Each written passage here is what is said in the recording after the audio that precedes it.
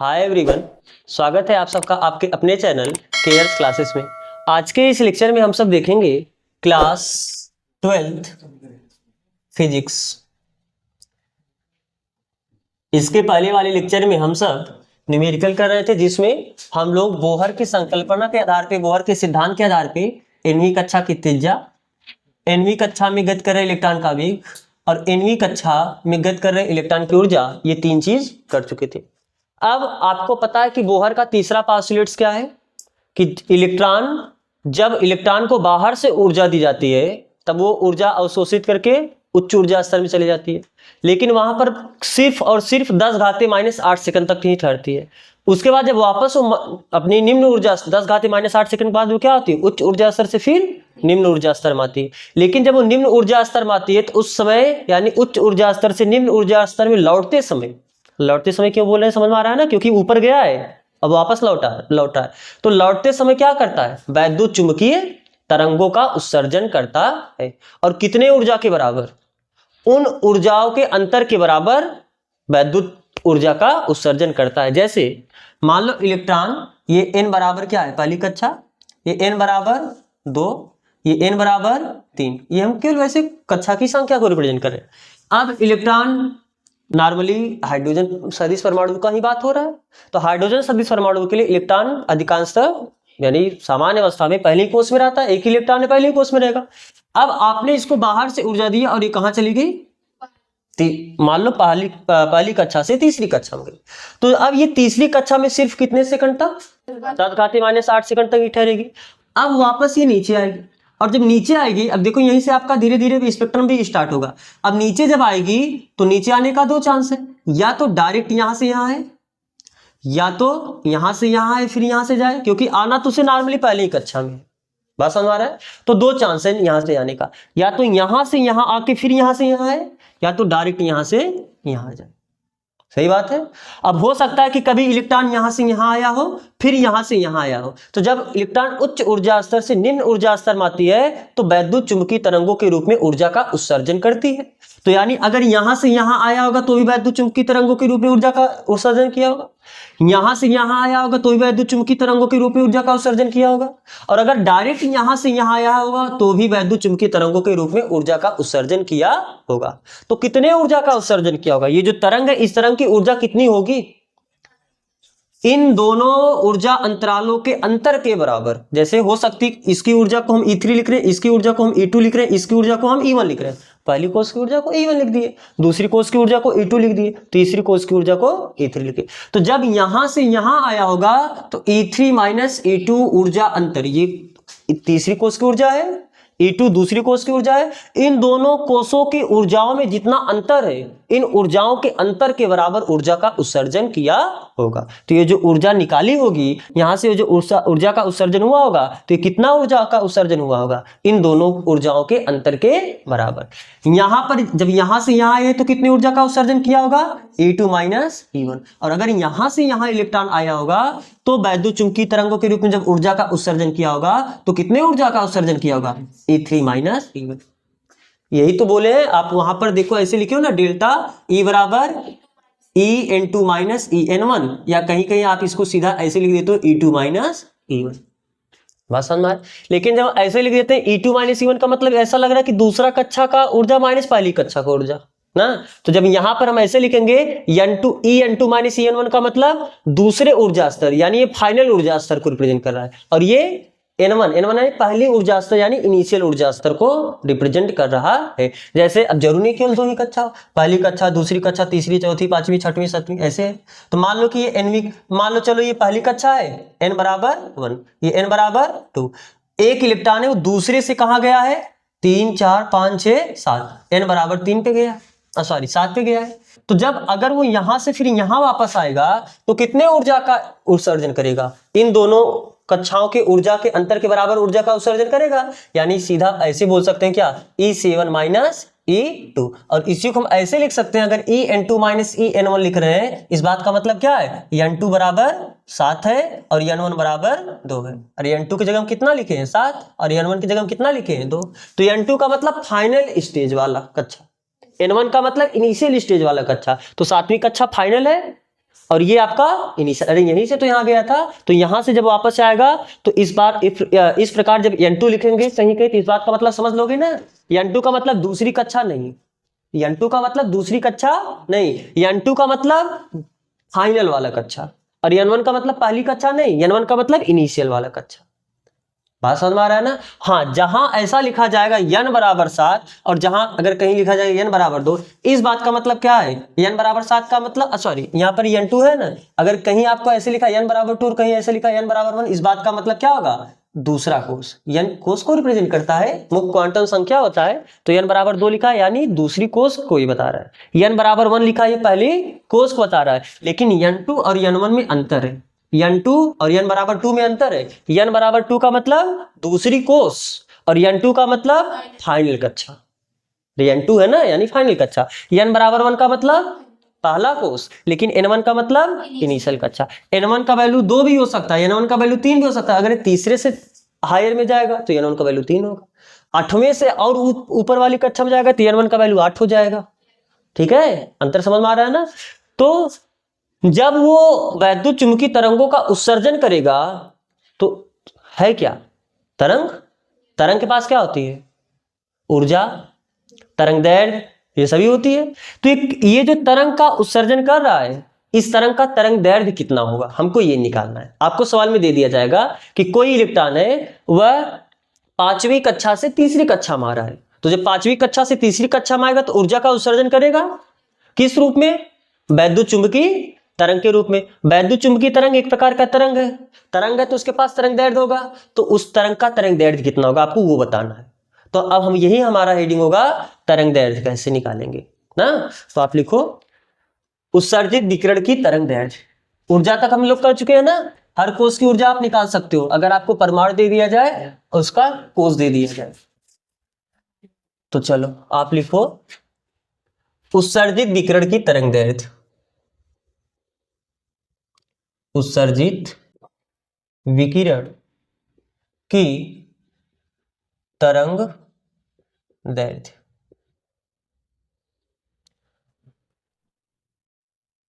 लिखो बोर के सिद्धांत के अनुसार, बोर के सिद्धांत के अनुसार जब इलेक्ट्रॉन ऊर्जा का अवशोषण करता है या अवशोषण करके उच्च ऊर्जा स्तर में चला जाता है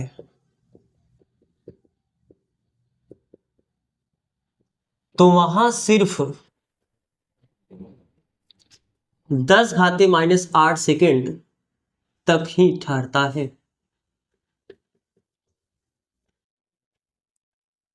तथा 10⁻⁸ सेकेंड बाद उच्च ऊर्जा स्तर, इसको मैं ऐसे लिख दे n2 ऊर्जा स्तर, निम्न से निम्न ऊर्जा स्तर, कोष्ठक में n1 ऊर्जा स्तर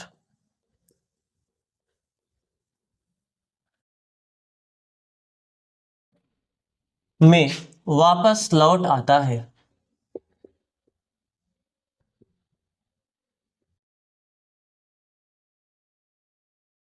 और इस समय और लौटते समय क्या करता है, वैद्युत चुंबकीय तरंगों के रूप में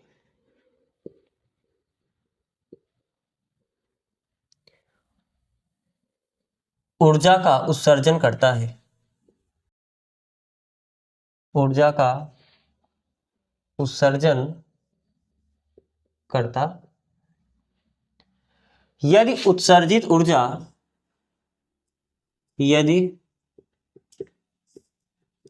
उत्सर्जित ऊर्जा डेल्टा ई हो तो आपको पता है डेल्टा ई बराबर क्या होता है, E2 माइनस E1। तो हम इसको ऐसे लिख दें, EN2 माइनस EN1। समझ में आ रहा है ये नोटेशन ना? ठीक। तो आप क्या, EN2 का मतलब N2 स्तर में ऊर्जा, और EN1 ये ऊर्जा ही तो है, लेकिन किस स्तर में, N1 स्तर में। तो क्या आप किसी भी स्तर में ऊर्जा निकाल सकते हो? अरे इसके पहले आपने ऊर्जा का फार्मूला देखा है?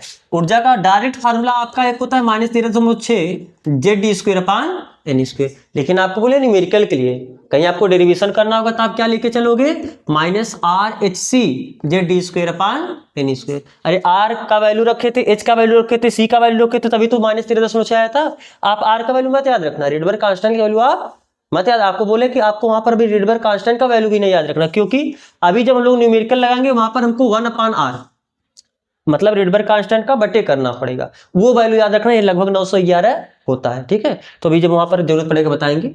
तो जब R का वैल्यू, H का वैल्यू, C का वैल्यू रखे थे तब जाके -13.6 आया था, ठीक है। तो फिलहाल हमें पता, इसको मान लो समीकरण नंबर 1। चूंकि किसी भी स्तर में ऊर्जा का फार्मूला क्या होता है, -RHC इंटू Z/(d²/(n²)। अगर हमको EN2 चाहिए, क्या चाहिए, EN2। तो EN2 का मतलब जहां n है वहां पर क्या रखना है, अरे देखो यहां से n की जगह क्या रखना है, N2। तो कितना जगह फार्मूला, -RHC Z/(n) की जगह क्या रखना है, N2।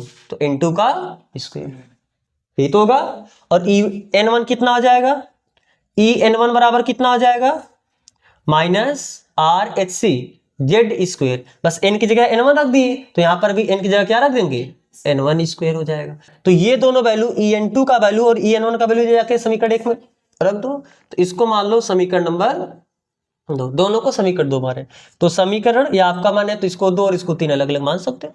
तो समीकरण 1 और 2 से डेल्टा ई बराबर EN2 का वैल्यू कितना है, -RHC Z²/(n2) का स्क्वायर, माइनस EN1 का वैल्यू कितना है, -RHC Z²/(n1) का स्क्वायर। तो थोड़ा इसे सॉल्व करो, कितना हो जाएगा, ये माइनस माइनस प्लस हो जाएगा। तो this implies that delta E equal to, अब आपको समझ में आएगा हम वहां पर रिडबर्ग कांस्टेंट क्यों निकाले थे। देखो जब रिडबर्ग कांस्टेंट का वैल्यू निकाले थे तो ऊर्जा के फार्मूले में एससी का ऊपर मल्टीप्लाई करे थे, एससी का नीचे में गुणा किए थे। तो जो पूरा एससी अलग करके जो जितना आया था उसी को आपने रिडबर्ग कांस्टेंट बोला। तो क्यों ऐसा किया गया था, यहाँ पर समझ में आएगा। ध्यान से यहाँ पर देखना, ये माइनस माइनस प्लस होगा, प्लस वाले को पहले लिख दे, माइनस वाले को बाद में लिख दे। यानी हम इसको ऐसे लिख सकते हैं क्या, RHC Z²/(n1) का स्क्वायर, और माइनस वाला बाद में लिख देंगे RHC Z²/(n2) का स्क्वायर। क्यों लिखा जा सकता है ना। अब क्या RHC आपको कॉमन दिख रहा है, तो डेल्टा ई बराबर RHC आप कॉमन लो, तो कितना हो जाएगा, Z², हाँ Z² भी आप कॉमन है, आप Z² भी कॉमन लो। तो Z² कॉमन लोगे तो 1/(n1) का स्क्वायर -1/(n2) का स्क्वायर। आपको पता है क्या, चूंकि डेल्टा ई बराबर क्या होता है, HC/λ या h न्यू भी आप पढ़े हो, इसे ख्याल है ना। अगर ये वैल्यू ले जाके इसमें रख दोगे तो HC/λ, जहां h क्या है प्लांग नीतांक, c क्या है प्रकाश की चाल, लैम्डा क्या है, यहां पर लैम्डा क्या है, तरंग दैर्घ्य। किसकी तरंग दैर्घ्य, अरे उत्सर्जित विकिरण की, जो वैद्युत चुंबकीय तरंग के रूप में विकिरण उत्सर्जित हुआ, इसी का तो तरंग दैर्घ्य निकालना है, यही तरंग दैर्घ्य है। हम यहाँ पर लिख देते हैं, जहां लैम्डा ये क्या है, उत्सर्जित वैद्युत चुंबकीय तरंग की तरंग दैर्घ्य, ठीक है, तरंग दैर्घ्य। तो अब ये वैल्यू डेल्टा ई की वैल्यू ले जाके इसमें रखो, तो HC/λ बराबर कितना आया, RHC Z² 1/(n1)² -1/(n2)²। तो क्या HC और HC कैंसिल हो जाएगा, देखो यहाँ से एससी और एससी कैंसिल हो जाएगा ना, तो यहाँ पर बचा कितना 1/λ बराबर यहाँ पर कितना बचा are Z D square 1/n1 का स्क्वेयर माइनस 1/n2 का स्क्वेयर। ये क्या हुआ फार्मूला। पहले आप इतना कॉपी कर फिर इसके आगे हम लोग बात करें।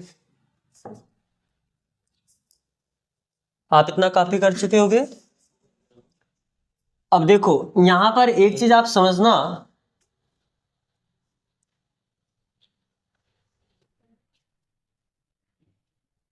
हम आपको बोले कि आप आर का वैल्यू मत याद रखना। क्यों?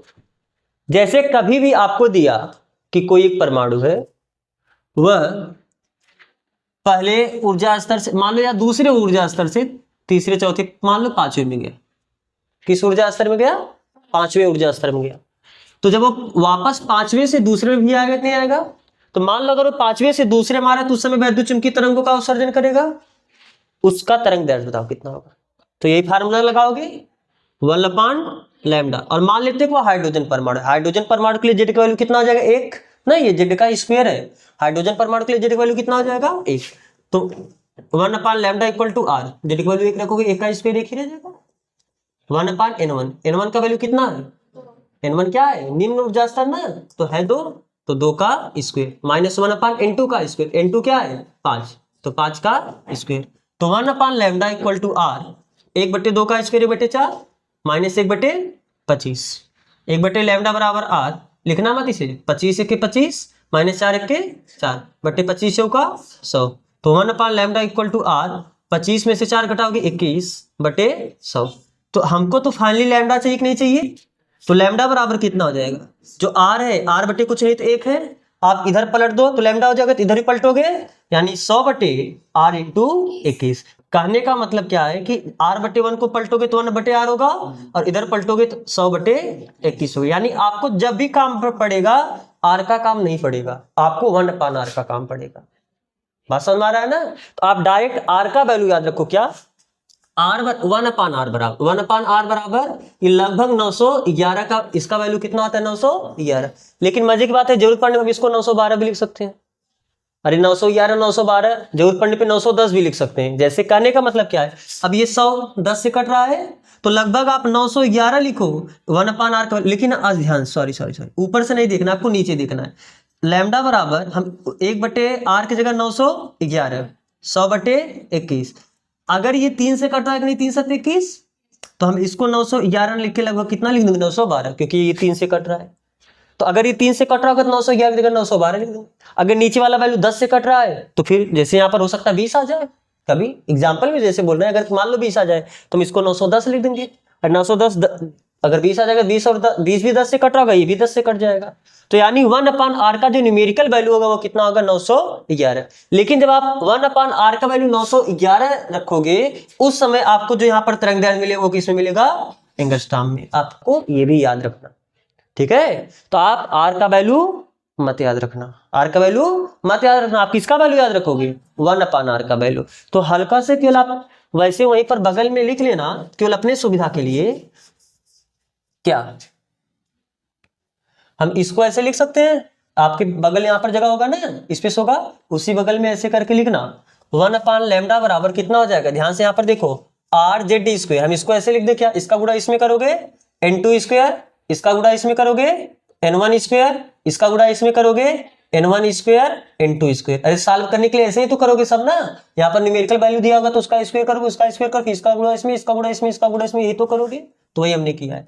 फिर यहां से अगर हमको लैम्डा लिखना होगा तो लैम्डा बराबर कुछ नहीं तो बट्टे करो, इससे पलटो।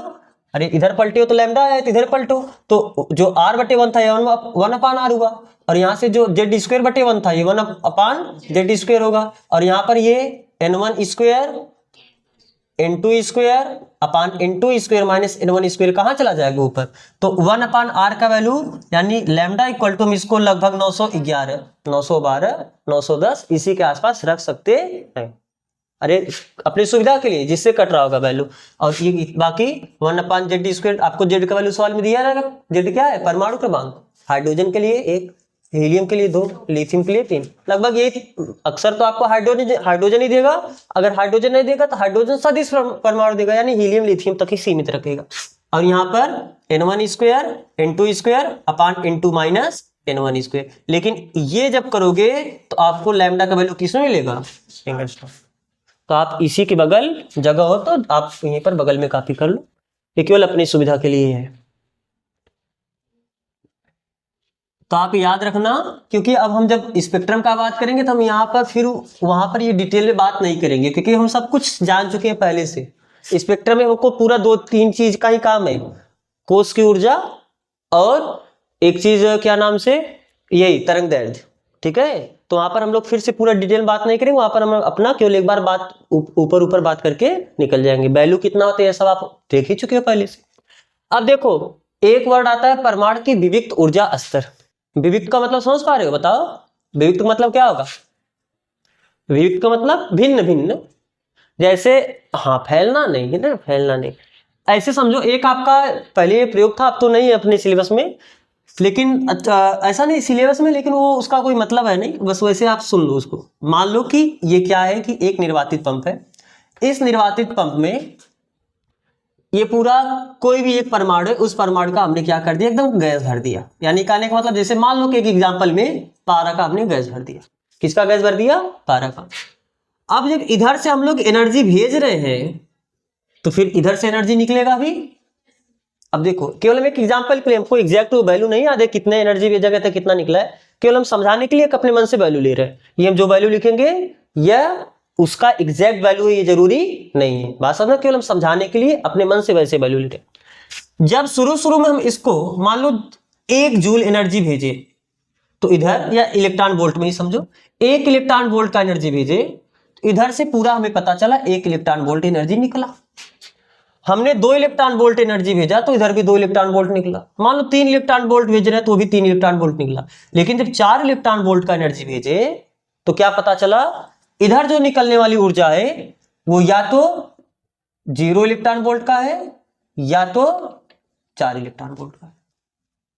इस बात का मतलब क्या हुआ कि इसके अंदर का जो परमाणु है वह 1 इलेक्ट्रॉन वोल्ट की ऊर्जा का अवशोषण नहीं किया, तभी तो अवशोषण नहीं किया तो 1 इलेक्ट्रॉन वोल्ट आपने भेजा पूरा निकल गया, 2 इलेक्ट्रॉन वोल्ट भेजा पूरा निकल गया, 3 इलेक्ट्रॉन वोल्ट भेजा पूरा निकल गया। यानी न तो 1 इलेक्ट्रॉन वोल्ट वाले ऊर्जा का अवशोषण किया, ना तो 2 इलेक्ट्रॉन वोल्ट वाले ऊर्जा का अवशोषण किया, ना तो 3 इलेक्ट्रॉन वोल्ट वाले ऊर्जा का अवशोषण किया। लेकिन जैसे आपने 4 इलेक्ट्रॉन वोल्ट वाला ऊर्जा भेजा तो कुछ परमाणु, जैसे ऐसा नहीं केवल एक ही ऊर्जा भेजा, यहाँ पर 4 इलेक्ट्रॉन वोल्ट का आप लगातार ऊर्जा भेज रहे हो ना, प्रकाश आप कोई डाल रहे हो, यहाँ पर विकिरण भेज रहे हो, उस विकिरण का ऊर्जा कितना है 4 इलेक्ट्रॉन वोल्ट। तो एक विकिरण भेजोगे नहीं, बहुत सारा विकिरण भेजोगे, तो उसमें से जो बाहर विकिरण निकला उसका ऊर्जा या तो 0 वोल्ट है, 0 इलेक्ट्रॉन वोल्ट है, या तो 4 इलेक्ट्रॉन वोल्ट है। कहने का मतलब जो परमाणु, मतलब जिस विकिरण का ऊर्जा अवशोषित नहीं होगा वो पूरे उसी ऊर्जा के साथ निकल गया होगा, और जिस 4 इलेक्ट्रॉन वोल्ट वाले का अवशोषण हुआ होगा, तो अगर पूरा का पूरा 4 इलेक्ट्रॉन वोल्ट भेजे हो और अंदर 4 इलेक्ट्रॉन वोल्ट पूरा अवशोषित हो गया होगा, तभी तो बाहर 0 इलेक्ट्रॉन वोल्ट निकला। यानी परमाणु 1 से लेके 4 के बीच में केवल किसका अवशोषण किया, 4 इलेक्ट्रॉन वोल्ट का। सही बात। फिर हमने जब 5 इलेक्ट्रॉन वोल्ट का ऊर्जा भेजा तो इसमें देखा गया जो बाहर निकल रहा है उसकी ऊर्जा या तो 1 इलेक्ट्रॉन वोल्ट है या तो 5 इलेक्ट्रॉन वोल्ट है। इस बात का मतलब क्या होगा, इस 5 इलेक्ट्रॉन वोल्ट वाले में से 4 इलेक्ट्रॉन वोल्ट का अवशोषण किया होगा तो 1 इलेक्ट्रॉन वोल्ट बचा होगा, और अगर कुछ नहीं अवशोषण होगा तो पूरा का पूरा बच गया होगा।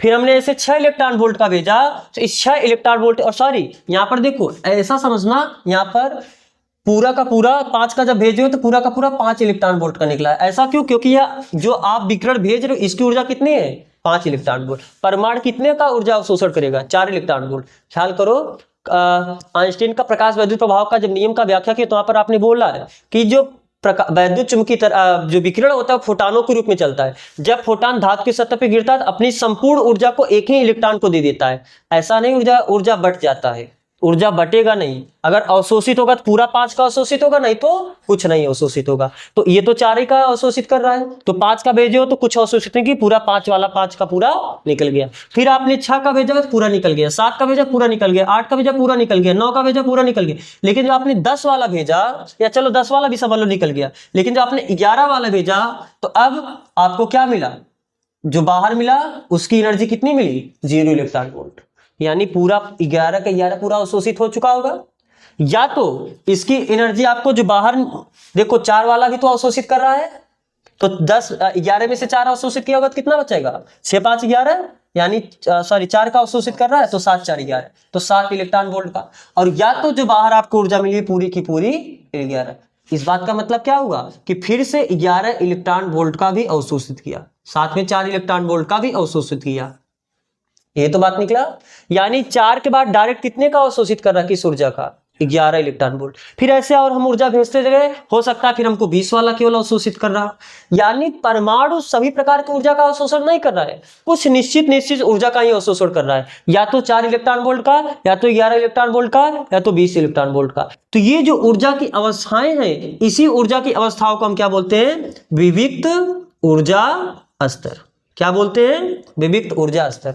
यानी परमाणु हर प्रकार की ऊर्जा का अवशोषण नहीं करता है, कुछ गिने चुने विशेष ऊर्जा का ही, हर परमाणु के लिए वैल्यू अलग अलग आता है। हाइड्रोजन का परमाणु अलग अलग प्रकार की ऊर्जा का अवशोषण करेगा, हीलियम का परमाणु अलग अलग प्रकार की ऊर्जा का अवशोषण करेगा, लिथियम का परमाणु अलग अलग प्रकार की ऊर्जा का अवशोषण करेगा। यानी हर परमाणु के लिए फिक्स है कि वो इस ऊर्जा का, या तो इस ऊर्जा का, या तो इस ऊर्जा का, इन्हीं ऐसे फिक्स ऊर्जा का ही अवशोषण करता है, उसके बीच की ऊर्जाओं का अवशोषण नहीं करता है। और ये जो ऊर्जा का अवशोषण कर रहा है, ये जो ऊर्जाओं का स्तर है, इन्हीं ऊर्जा के स्तर को हम क्या बोलते हैं, विविक्त ऊर्जा स्तर, यानी भिन्न भिन्न ऊर्जा स्तर। तो विविक्त ऊर्जा का स्तर का मतलब समझ में आया ना।